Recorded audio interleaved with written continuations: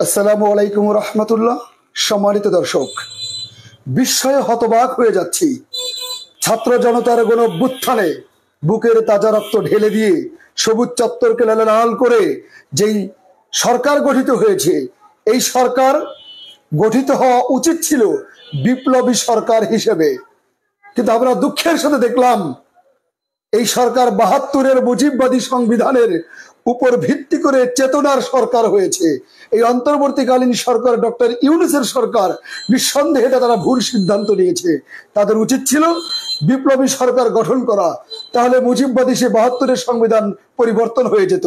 এটা হচ্ছে ডক্টর ইউনূসের সরকারের একটা বড় ভুল। এই ভুলটা তারা জেনে করলো না অনিচ্ছাকৃত করেছে, এটা জানা নেই। দ্বিতীয়ত, এই যে উপদেষ্টা নিয়োগ করা হচ্ছে, ছাত্র জনতার গণ অভ্যুত্থানে ছাত্র নেতাদের সাথে পরামর্শ না করে, তাদেরকে পরামর্শের বাইরে রেখে একক সিদ্ধান্তে বারবার উপদেষ্টা নিয়োগ দেওয়ার কাজটা কেন করছে, এটা আমাদের বোধগম্য নয়। ঠিক আছে, আমরা মেনে নিলাম ডক্টর ইউনূস তিনি উপদেষ্টা নিয়োগ করছেন ছাত্র প্রতিনিধিদের সাথে কথা না বলে, আলোচনা না করে। এটা তো মেনে নেওয়া যায় না, সাময়িক সময় মেনে নিলাম, কিন্তু তিনি কাদেরকে নিয়োগ দিচ্ছেন? আশ্চর্য ব্যাপার, এটা মেনে নেওয়া যায় না।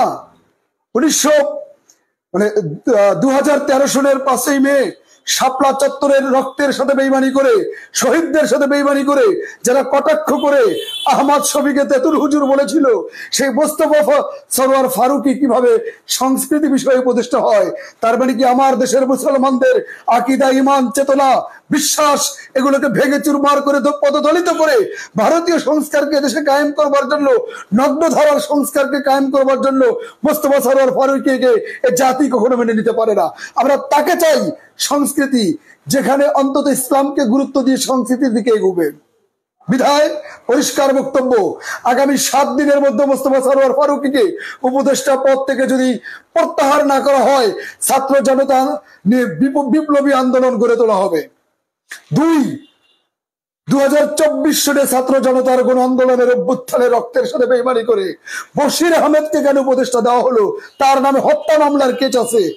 এই হত্যা মামলার আসামিকে আপনারা উপদেষ্টা দেবেন, আর আমরা চেয়েছে আঙুল চুষবো।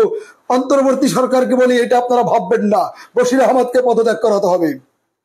এরপর আপনাদেরকে আরেকটি গুরুত্বপূর্ণ কথা বলি, আমরা ৭২-এর সংবিধান মানি না। ওই সংবিধান হচ্ছে মুজিববাদী সংবিধান, ওখানে মিথ্যে মিথ্যে ইতিহাস দিয়ে ভরা, আমরা ওটা মানি না।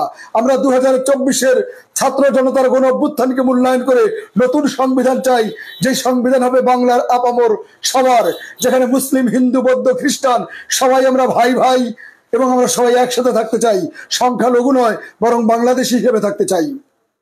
পাশাপাশি আরেকটি কথা বলবো, যদি এই সরকার, অন্তর্বর্তীকালীন সরকারের ডক্টর ইউনূস